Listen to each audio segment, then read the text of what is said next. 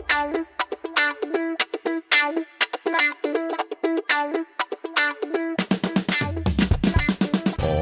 yeah, it's time to get your streaming devices ready. Load them up and press play. It's time to Netflix and chill with Tom and Reuben. What's going on, people? I'm Reuben. I'm Tom. And welcome to next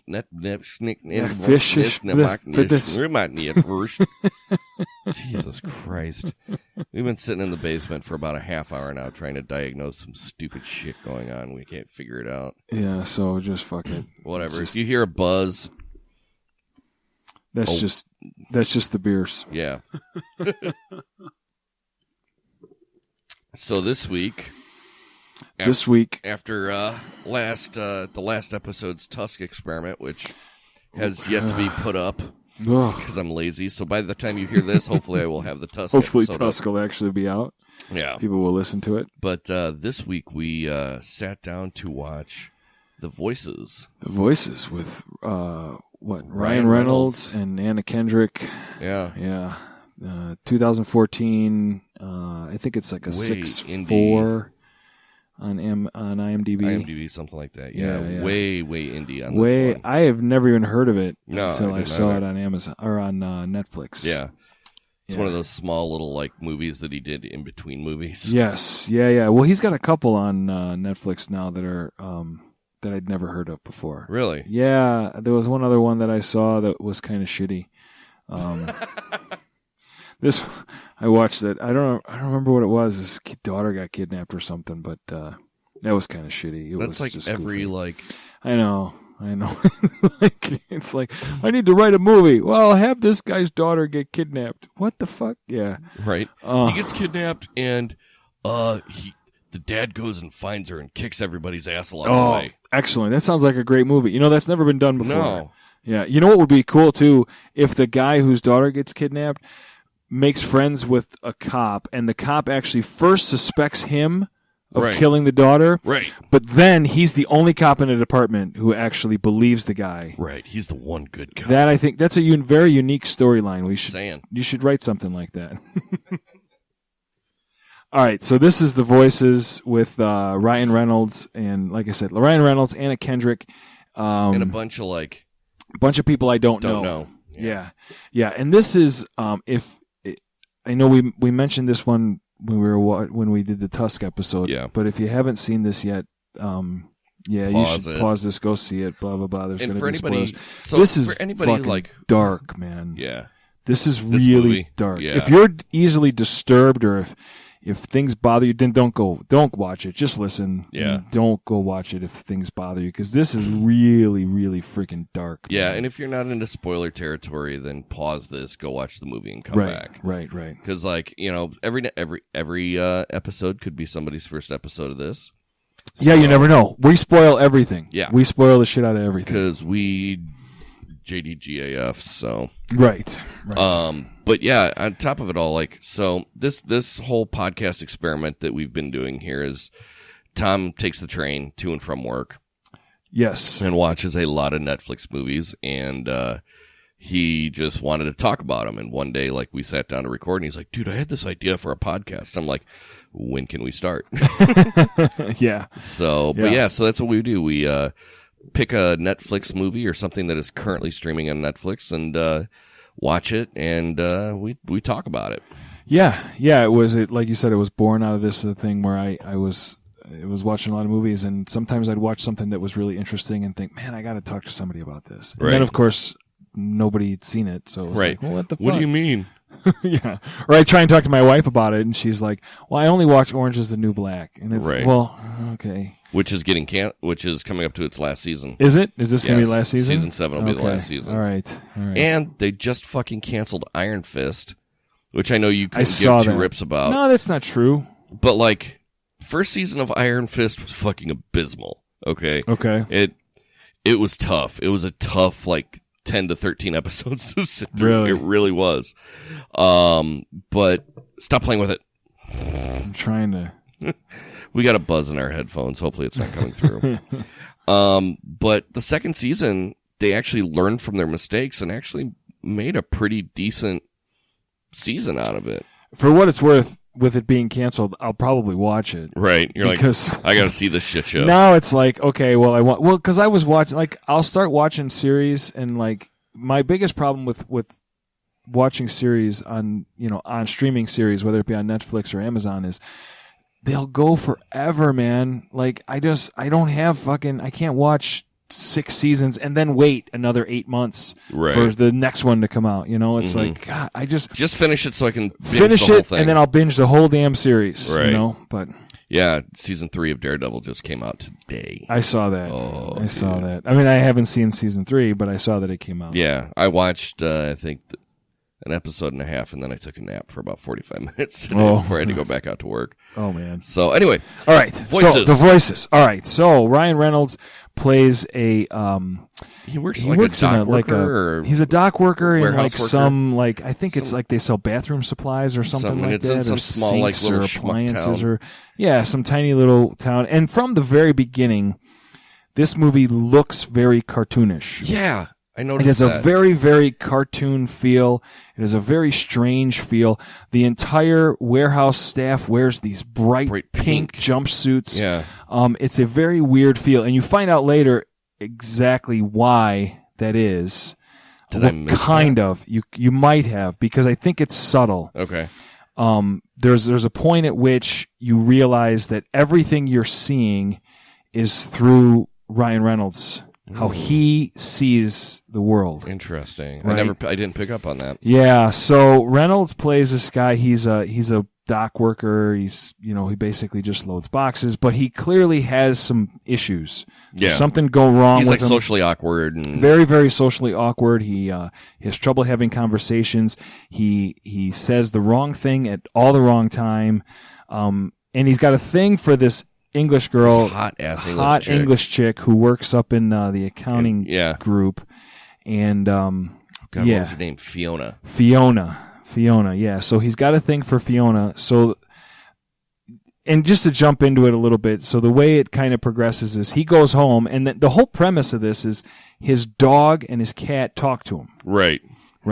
Well, you don't know that until like the first time he goes home. He goes home, and then his animals are starting to talk to him. And the dog's got a kind of, hey buddy, buddy.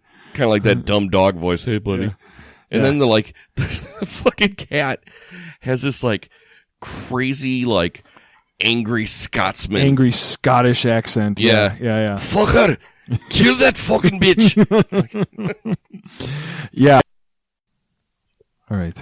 All right, we're back. Fucking technical issues abound. Here we go. Anyway, so yeah, so so the dog has that hey buddy, and the cat has the Scott. So the dog and the cat are in his head. The dog is his it's almost like his good conscience. His good conscience, and the cat is his. You almost get the angel devil on his shoulder type of thing, or and whatever. The cat's always the one that's antagonistic. Like, oh yeah, let's fucking do this shit. Yeah, let's do this. Yeah. Where's my fucking dinner, you cunt? Yeah. Yeah. So he comes home the first time, that talks to the dog and the cat, and then he goes. Oh my God. I'm having a hard time deciding like what to talk about with this, because the events of this, it really doesn't do anything until you get to the point where, okay, there's supposedly this company picnic, and he of course volunteers to work on the company picnic because he's weird. And he finally gets the nerve to ask this Fiona out on a date at this weird Chinese restaurant. Some weird Chinese restaurant, like very, very strange Chinese restaurant. And he asked her out, at the company picnic or this company at the party planning thing. meeting, I think, because I don't ever think they actually showed the company picnic. All right. So, and then she stands him up to go sing karaoke with Anna Kendrick and the other accounting people. Right. And then she stands him up, but when she leaves, her car breaks down. Her car breaks down. It's raining, and lo and behold, there's Jerry, who is Ryan Reynolds, sad Jerry, who picks her up and to drive her home from the karaoke thing, and then this is when it gets fucking weird, man. Because he starts asking her. They have this conversation, and it gets kind of weird. He starts talking about Lucifer. Yeah. He starts to have like some biblical conversation with her and like God and the devil and it starts stuff. freaking her out. You can tell. She gets really, really weirded out. Well, he's very, very strange. Yeah. And he's not right. And then he smashes into a deer. Yeah, a deer jumps out in front of the car. The deer jumps through the window, and he's in the car, and the deer looks at him, and that's when the deer says, "Kill me." Right. He rips. Kill me, Jerry. Kill me, Jerry. He takes a pocket knife out or something. And shreds this deer's neck. And of course, at that point, he turns to her and he's like, because he was asking her, "Oh, no, it's an angel." It was like he was trying to do a trivia question with her. Oh, that was right. And then he's like, "Oh, Fiona, it was Lucifer." And then she's automatically like jumping at like 17 different conclusions in her head, and she gets out of the car and tears off out in the middle of the woods. Well, at this point, she's covered in blood because the deer sprayed blood all over her. And then he's asking her some trivia question about the devil. Mm-hmm. It's like, I'm pretty sure at that point she thought she was in the car with a serial killer. And, well, lo and behold. Yeah. Apparently. So then he chases after her. And this is what I didn't get. I got it, but I was kind of like, as I watched it the second time, because I've seen this a couple times, he falls on her and stabs her. Which was completely accidental. Or was it? Maybe. Right. I think if like we're seeing it through his eyes, maybe he saw it as an accident. Right. I don't think it was really an accident. I don't think he just fell on her. I think that's what he wants to believe. And that's what he's seeing, is that he just fell on her. But I think he just fucking killed her. Much like ogres and onions, this movie has layers. Yes. And part of the problem with this movie, I don't want to say problem, but part of the confusion with it is, like I said, you are seeing everything through Ryan Reynolds' eyes. Mm-hmm. And it's very clear that Ryan Reynolds is disturbed and nuts. Well, and then there's like this weird like backstory with him and his psychotherapist. Oh, him and his dad. Because his dad is nuts. Yeah.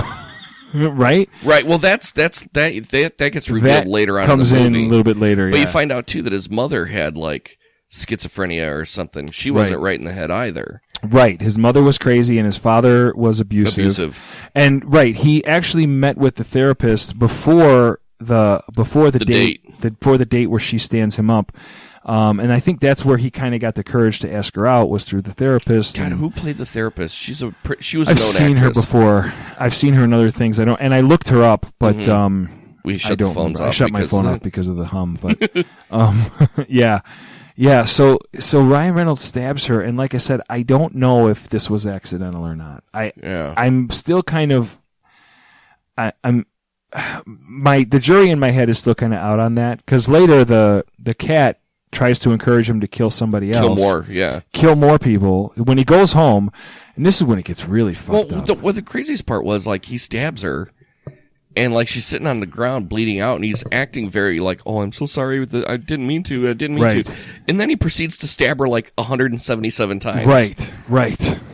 And then goes back the next day to get her body, and she's laying. I don't know did you catch that? She's laying in the grass with this white dress on, or this white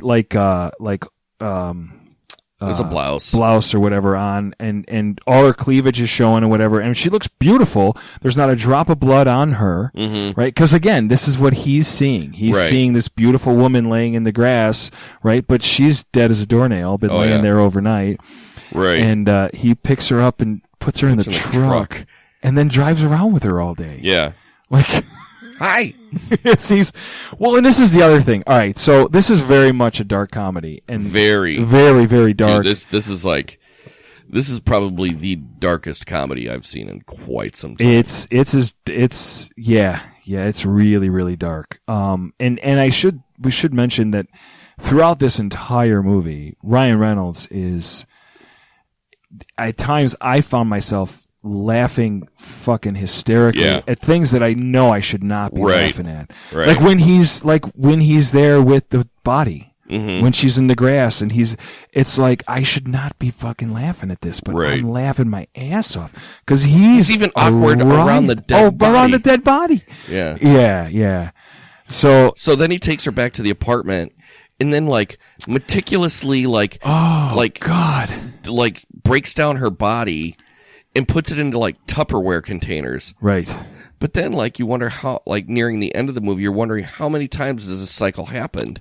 Because this whole apartment is just, because, yeah, that's one thing I did notice, like, earlier, like, it just looks like he's got that weird, clean, meticulous apartment. Right. But when the cops bust in, there's, like, bags and boxes and hoarded shit everywhere. You see it before that, because this is when he goes back to the therapist then, and she puts him back on his meds. Yeah. Because she finds out he wasn't taking his meds. She puts him back on his meds, and he takes his meds and goes to sleep, and then wakes up the next day, and you see the whole house. Yeah. Like, first of all, there's stacks of Tupperware in the kitchen with body parts in it. Mm-hmm. The refrigerator's covered with blood. Yeah. There's dog shit all over the floor. It's just a fucking disaster. Yeah. The whole place. And Right. that's when he throws his meds down the sink, and he's Yeah, I can't obviously do this. he doesn't want to live in that world. So Right. he goes back to live in the pink jumpsuit world. And, Yeah. yeah, which the whole thing was fucked up. And that's when you kind of get the idea of, okay, I'm seeing everything the way Ryan Reynolds sees Yeah, it. I never even, like, put two and two together like that. Yeah. So I'm glad Yeah. we're talking about it, because now I'm like, See, oh, this is yeah. why we do this. This is Yeah, why I want okay, to that do makes this. sense. Yeah. So so then, like, she goes missing from work, but before all this, Yeah. he cuts her up, but leaves her head, and then puts it in the refrigerator. Puts her head in the refrigerator. And she starts talking to talks him. to him. Get me a friend, Jerry. Oh God, that's right. Yeah, she tells him to get Because her. she gets lonely in the 'cause she refrigerator. gets lonely. Yes, yeah. Well, and then then he because Anna Kendrick's character, She really has a thing for him. she's got a thing for him. So the British girl, and I forget her name. She was Fiona. Fiona in the movie, but I Yeah. forget. I don't remember The who the actress. actress is. But then Lisa is Anna Kendrick's character, Mm-hmm. and she and Jerry hook up together, and Right. because she's got a thing for Jerry big time, Hard. for Ryan Reynolds big time. So they hook up. Well, he and- is rather dreamy. Sure. And then they hook up, and it seems like everything is going to be normal. Yeah. But you remember he's still got this head. Yeah, in the his fridge. refrigerator, and they're at her place. Like, and they're, yeah, and right. And then it's like, and then she shows up at his place. yeah, and freaks the Like, fuck well, out. surprises him because she figures, well, we're boyfriend and girlfriend now. This is what we do. Yeah, because we just banged. Right. So. And she shows up, and she gets into the apartment or into the house. And freaks out, and then she breaks her neck. Breaks her. That's- Right. Because she falls, or he pushes her. However, we don't know because he's off his meds at Again, this point. he's off his meds. What he sees Is she stumbles is backwards. she stumbles backwards and falls. What she saw, and we saw a little bit of that, is the apartment That's covered the in first blood time I and think we shit. really see the apartment. That's when you really see it for what it is. I mean, Yeah. you saw it a little bit when he woke up without the meds or on the meds. You saw kind of pieces of it, but Right. when she comes in, you start seeing it's just boxes on it's top of just there's a like boxes mess. and garbage bags of just oh. all kinds of shit. Well, you Yeah, wonder everywhere. how many, like you said, I didn't even think about that, but you wonder how many bodies are actually in that apartment. Yeah, for sure. Because I didn't think about that to begin with, But like, never once is he menacing. no. He's No. just like, oh my god, he's like a total nice guy through the whole thing. I don't think there was one scene where he was like a menacing figure. Maybe. Because again, we're seeing the whole thing through Ryan Reynolds. Right. But as we see As it, we see it, he seems like just a nice guy who just, oh my God, I fell on top of this girl with my pocket knife in my hand. right, Oh crap. with my she's- big Bowie knife in my right. hand. Oh crap, she slipped and broke her neck on my bed. Yeah. It's like you see that, but then, like you said, are we, how many bodies are in there? Right. Is he really not Because he menacing? lives or is above he, a bowling alley. Yeah, he lives, which I don't, it didn't ever appear that the bowling alley was ever even in use. It was like an abandoned bowling alley. Almost. He had like a one-room apartment above this thing or whatever.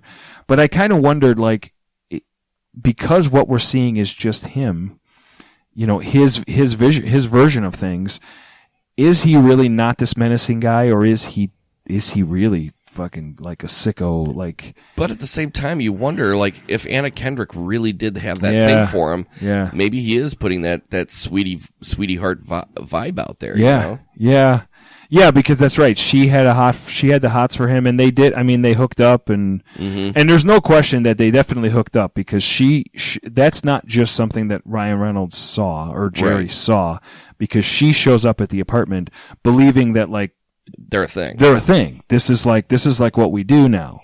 Yeah. It was. This was so fucked up, man. Yeah. And then he puts her head in the refrigerator next to Fiona. And she starts talking to Fiona, and they start talking to him, and they're both smiling. Yeah. Both heads are in the fridge smiling. And this is the point where I said, this is one of those points where I was laughing my ass off. Mm-hmm. And I know I'm not supposed to. Well, Right. I mean, I guess I kind of am. But at the same time, it's like, this is something brutal and horrible. Yeah, I feel bad laughing at this. Yeah. And then throughout this whole time, like, the dog's like, oh, I don't know, Jerry. I don't know if you should do that. Maybe you should go to the cops. And then the cat's like, fuck the cops. Do it again, Jerry. You need to go over there. And I know if Ian's listening, I'm sorry. I know. I do a bad Irish accent. I'm not even going to try. But apparently, like, reading into IMDb, he got look, Irish, Scottish. One just sounds drunker than the other, I guess. Right. I don't know. But Ryan Reynolds got the voice idea from a friend of his. Oh, really? Yeah. Okay. So, like, the cat's egging him on. The dog's like, I don't know, Jerry. Like, kind of like what's that fucking horrible claymation? With the dog and the little Lutheran kid. I don't know. I know. Oh, shit. I know what you're thinking. I know what you're thinking of, but I don't. People out there are anyway. like, you idiots. Yeah, you fucking dummies. Right. But yeah, that's the type of voice he has. Yeah, Davy and Goliath. David and Goliath. Yeah. Or Davy and Goliath. Yeah. I don't know, Davy. Yeah. Well, and that was the other thing too. I don't know if you noticed in the. Did they play Davy and Goliath? There was a scene, wasn't there? Was there a scene with Davy and Goliath? I think in the there movie? may have been, or that was another movie I was watching. No, it was something else I was watching. Never mind. Sorry. But earlier when he was on his meds and he came out, he was like begging the dog and the cat to talk to him. Yeah, and they just kind of and they were just sitting there because they were just a dog and a cat, and they weren't. They don't really talk. Yeah. It was. I thought it was just such a cool take and an interesting take on this idea of him. I mean, clearly, whatever he has, right? Psychopath, schizophrenia, whatever, dissociative identity, whatever it is.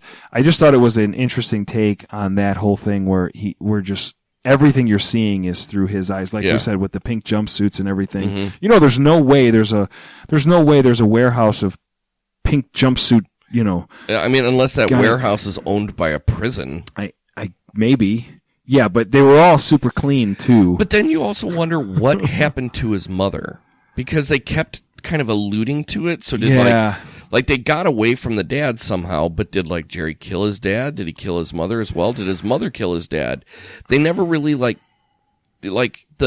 you knew that something happened because he was on some kind of parole. They definitely served time for something. I think. Well, I think they did. See, this is bad because it's been a month since It's been a couple weeks since I watched it at least, and I believe there was a moment at which they showed him with his mother. I think he killed his mother. Okay. I want to say he killed his mother. And if you've seen it out there, of course, people who've seen it and are listening are going, again, dummies. Fucking morons. Of course, he killed his mother. I think he killed his mother though. Mm-hmm. Because I think there was a flashback to that. Gotcha. But either way, his mother was certainly she was not right. Off. She was not right, and his father was extremely abusive. Right, because you found out that they were of German descent. Like he was first generation. Yes. He was born in Germany, and they moved. They moved here. Little, I'm going to say Canada and Pacific Northwest province because that's kind of what the town looked like. It kind of had that look to it. I think the movie was made in Canada. It may have been. Yeah, I want to say it was made in Canada, but okay. So he kills Anna Lisa, Anna Kendrick, and then he just goes about his day. Yeah, like nothing's wrong. Happened. And he comes home and he talks to the two heads. He talks to the cat and the dog, and he talks to the heads in the refrigerator, and everything is just fine. And then she finds out because Anna Kendrick found out because she sees Fiona's head on the table covered up by a. Well, that was. Or was that? No, that was later. That was later. Yeah, because then the other woman in the accounting, the heavyset accounting woman, she because these two women aren't showing up to work anymore, right. And. So she goes looking for them, and of course she goes looking at his apartment. And this was one where they didn't even show her die. Right. Like she comes to the door, and this scene I just watched again a couple days ago because I kind of fast forwarded through some stuff a couple days ago because I knew we were going to talk. Right. Unfortunately, I totally missed the scene, anything about his mother, but this was funny because like she comes to the door and she's knocking on the door and she's like, Jerry, are you home? And he opens up the door and you see her standing there, and then the very next scene, you just see him standing at the kitchen counter and you hear the cleaver thunk, thunk as he's cutting her up now. Right. And it's like, oh my God. So now he's got 3 heads in the fridge. Well, 3 are better than 1. I guess 3 are better than 1, right? What is that a commercial for? I have no idea. There is something though that's like 6 is better than 1 or something, isn't it? I don't know. I don't know what the hell it is. Yeah. So he cuts her up, and then through this whole time I'm still laughing. Yeah. Through this whole time there are places where I'm still laughing hysterically. I mean, even when it's like the heavy girl comes to the door and she knocks, and then it's like, oh, Jerry, and then the next scene is thunk when that meat cleaver hits the counter. I cracked up. Right. I'm like, oh my God. Of course he killed her. Why Fucking not? guy. Like, Jesus Christ. And then he goes to see his therapist after that. That's when he goes to see his therapist and he kidnaps his therapist. Right. But he doesn't kill the therapist. No, because I think this was kind of weird. Yeah, I don't know why he doesn't kill the therapist. Yeah, I don't either. I think it may be because he sees her as a maternal figure. As a mother, maybe. Yeah. Yeah. This was so he kidnaps the therapist and then oh my God, takes her to some middle of some field, and he starts just monologuing to her. Yeah, and he's clearly off his rocker, and she's terrified. Way off his rocker. And that's when he takes her back to his apartment, and she sees the head on top, because he had Fiona's head on the coffee table when the heavyset girl came by, and he had to cover it up, and it's still sitting there covered up, which means it's got to. I mean, been there for days. The whole apartment's got to stink. Yeah. I mean, there was already, you saw blood everywhere. Well, yeah, and he wasn't refrigerating all those Tupperware no, containers. They're just piled up on the counter. Yeah. Yeah. But if you notice on one of the scenes, they show it.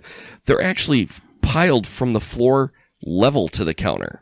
Oh, okay. Yeah, so there's a lot of meat. He had a lot of Tupperware, and and he actually went out at one point to buy more. To the hardware store and to buy more. Yeah. Yeah, it's just, and again, this is those points where I think because you're seeing it all through Ryan Reynolds' eyes, I think that makes it makes you feel better about laughing at this. Right, because you're not really seeing the grotesque, disturbing, like piles and piles of body parts and blood everywhere. Right. You're seeing Ryan Reynolds walk around in a pink jumpsuit. Yeah, just and smiling and talking to the dogs. Just totally talking to the Ryan cat. Reynolds. Right, yeah. right.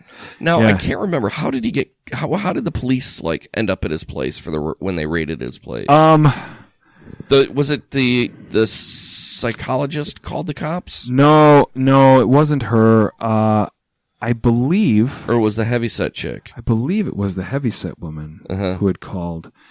And this is where this is where a little bit of the movie goes off. It kind of unravels at this point. Yeah, it does a little bit. The plot and the storyline kind of fall off, because if she had called the police, there's no way he's got enough time to cut her up and then go kidnap the psychologist, and then, because I remember watching this the first time, watching this through, I think it was the heavier set woman who called the police, because I remember watching this the first time through and thinking, how are the police not already at his apartment? Right. Like, this is crazy. Like, all signs point towards go. Yeah, I mean, and like this is way more time than should be allowed for like somebody calling the police and then them finally showing up. Right. Right. But then they do finally show up. He's in the apartment, and he escapes through he escapes the apartment through the ductwork. Right. And the cat's there yelling at him because the dog ran away. Yeah, the dog's like, fuck this, I'm leaving. Sorry, Gary, I'm out.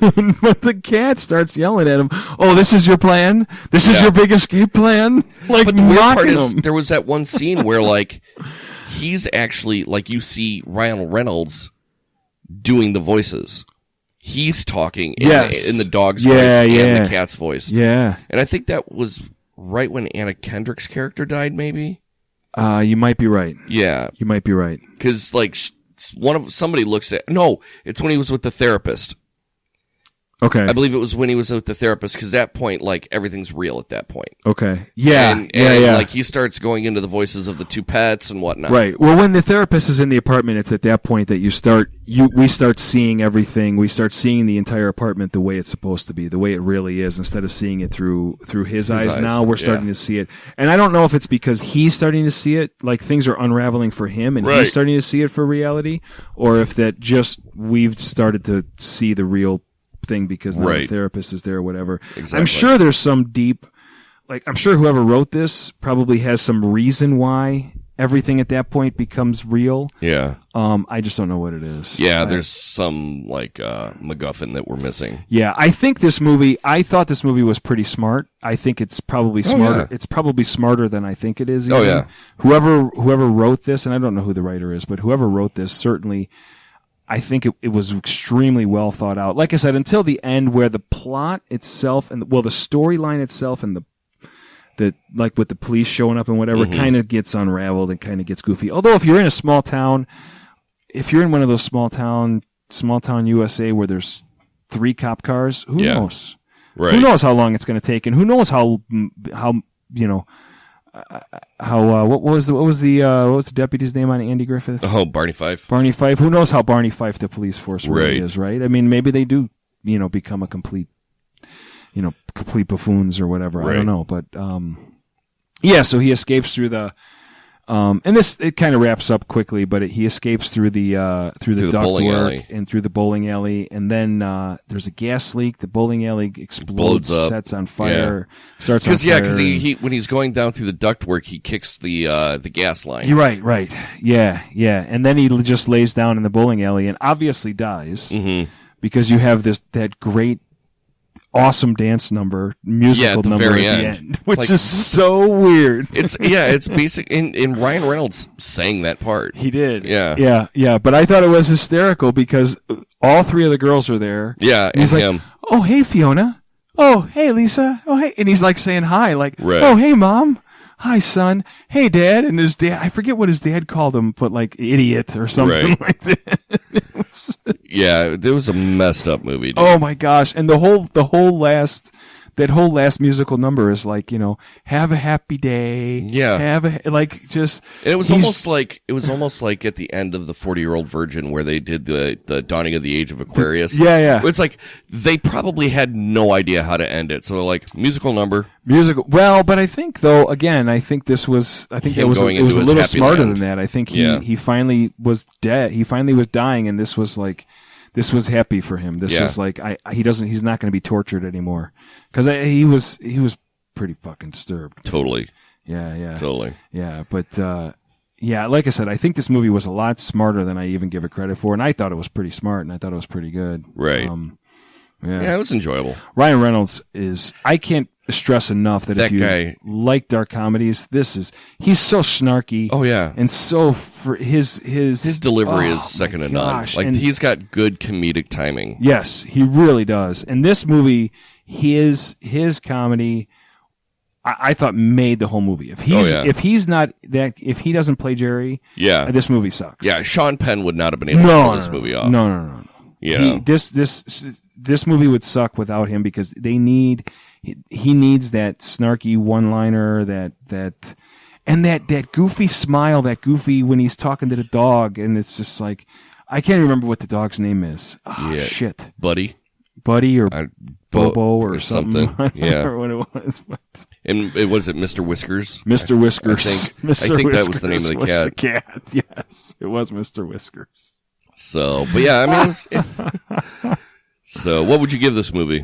This movie's a fuck yeah. Yeah, absolutely a fuck yeah. I would give it a fuck yeah as well. Definitely take an hour and a half out of your day and check it out. It's entertaining.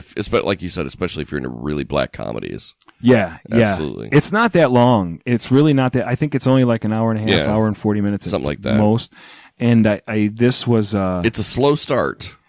It is a slow start. But if like Reuben said, if you like dark comedies. It gets bananas pretty quick. It goes off the rails real quick, and the thing is, as dark as this as this storyline is, as dark as the theme of this movie is, like I said, I found myself laughing at all the wrong things. Right. And like really like just, it was very, very enjoyable. And I think there's a lot to be said here too for, you know, how smart this movie was. And I keep repeating that, but you know, what it says about whatever it is he had. Right. Right. For sure. I think there's a lot to be said here. Yeah.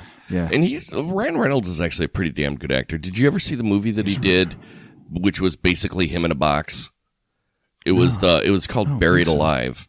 And he plays a contractor out in the Middle East, and he gets captured, and he gets literally buried in a coffin alive with a cell phone. That was on Netflix for a long time. Yeah, it was a pretty decent movie. I never saw it before they took it off. It was one of the movies that's on my list, but my Netflix list is literally hundreds of movies long. Right.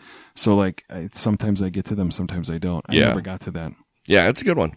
Well, and even in the one I was talking to you earlier about, the one where his daughter got kidnapped, even in that, he's still pretty good. Right. It's just it's such a ridiculous and unbelievable movie, right, that it wasn't worth my time. Yeah, and Ryan Reynolds, like for me, like he's the king of snark.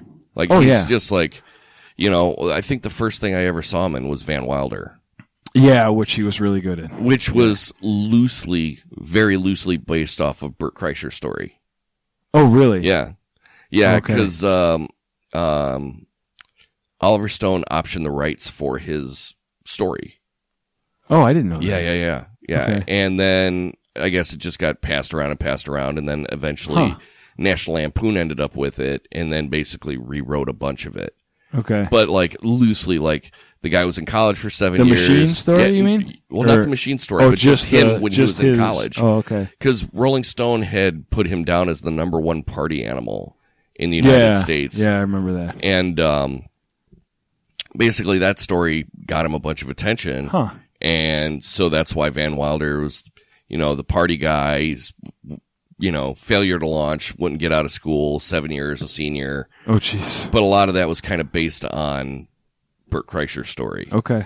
So, and then Waiting. Have you ever seen Waiting? I have seen Waiting. Dude, Waiting is great. Really, really good. Especially if you've ever worked in a restaurant type of food prep work. It's really good. Well, and he's good in Deadpool, of course. Yeah. And this character was, I thought, had a lot of the same characteristics. Well, a lot of the same deliveries. Yeah. As he does in Deadpool. He has that comedic, that real snarky, kind of like almost arrogant to him. Yeah, well, in the comics for Deadpool, he's got schizophrenia.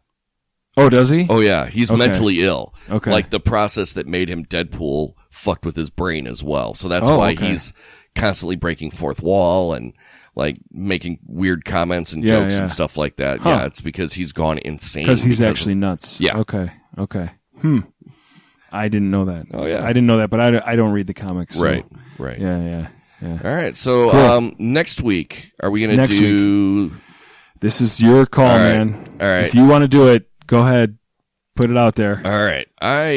Let's break the horror genre for a week at least. Okay. There's a movie out there now called The Package. Yes. And it's I guess it's kind of another dark comedy as well. Is it? Yeah. I thought, okay. So, but yeah, cue that one up. Watch it. We'll be back in 2 weeks. Maybe if I can get my ass motivated to get this shit up. You still gotta get Dude, Tusk out there. I know. I need help, man. I'm just busy. Things are busy, man. Well, yeah, we traveled and shit like that. It's called being a grown up. Yeah, stupid adulting. Yeah, God damn it. I hate being an adult. Right. So it's called The Package. It's on Netflix right now. I don't know if it's a Netflix I don't know if it's a Netflix original. It's a Netflix. Well,